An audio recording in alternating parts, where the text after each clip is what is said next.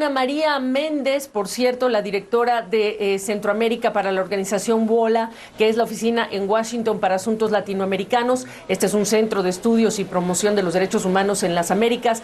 Ana María, gracias. Estas son las imágenes que estamos compartiendo con nuestra audiencia. Hablemos del día de hoy histórico para los hondureños con esta extradición de un expresidente.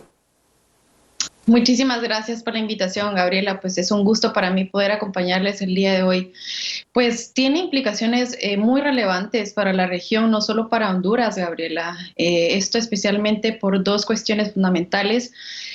Pues primero, porque el gobierno de los Estados Unidos envía un mensaje al gobierno de Honduras y, como decía, a otros países de la región de no tolerancia al crimen organizado y al narcotráfico, llevando estos casos ante la justicia estadounidense. Pero por otro lado es relevante también porque el caso del expresidente Hernández ejemplifica y es un caso emblemático de cómo hay vínculos entre la clase política y el narcotráfico y cómo el narcotráfico ha penetrado las distintas estructuras del poder, llevándolo a escalas y esferas tan altas porque estamos hablando de un expresidente de la nación. Entonces, este caso es emblemático de estos vínculos y de cómo las redes ilícitas han permeado la institucionalidad de Honduras, Gabriela.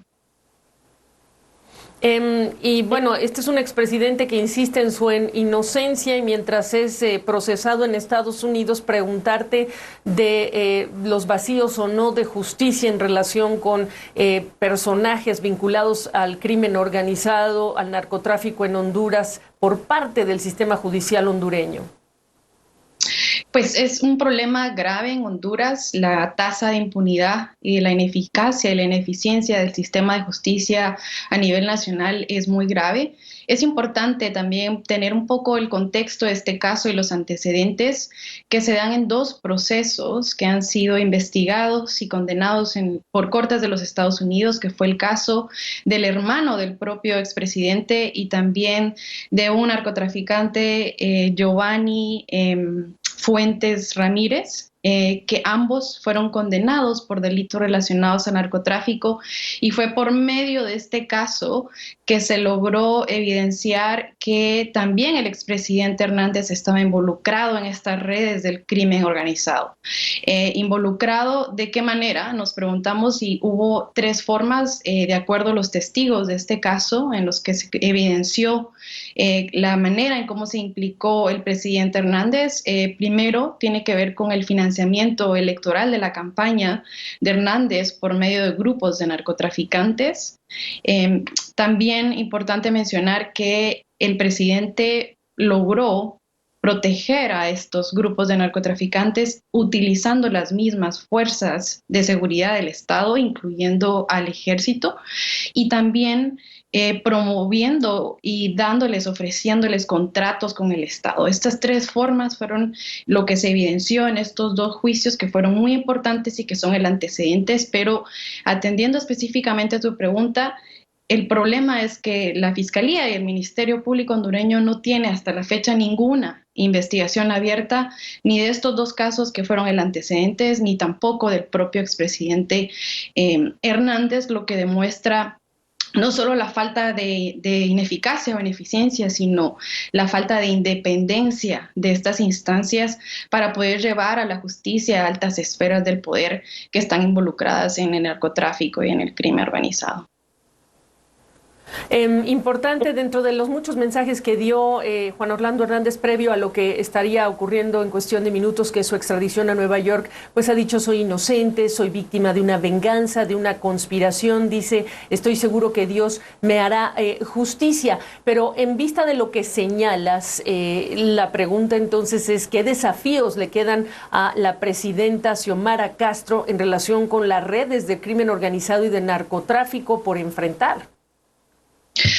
Pues mira, yo considero que este es solo un primer paso, Gabriela. La extradición de alguien de un liderazgo, digamos, dentro de una estructura del crimen organizado, es solo un primer paso para lograr desarticular estas redes que están infiltradas y están en distintas capas de la institucionalidad y que únicamente con la extradición de liderazgos como es del expresidente Hernández no van a desarticular estas redes. Entonces es muy importante que se fortalezcan las instituciones de justicia en Honduras en este momento, especialmente la Fiscalía, que se requiere que haya un compromiso mayor hacia la impunidad y hacia la corrupción endémica que está afectando gravemente a Honduras.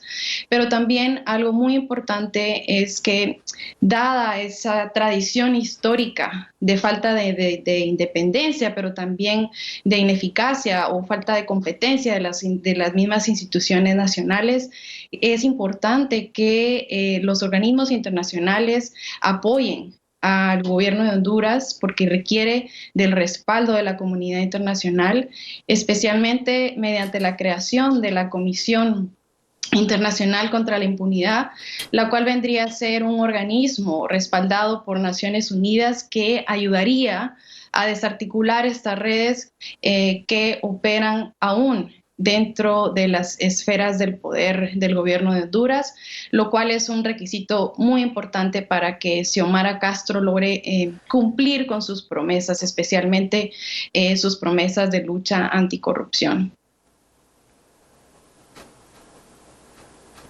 Pues Ana María Méndez, estábamos justamente en contacto con Elvin Sandoval desde Tegucigalpa cuando estamos a la espera de la entrega de Juan Orlando Hernández a los elementos de la DEA.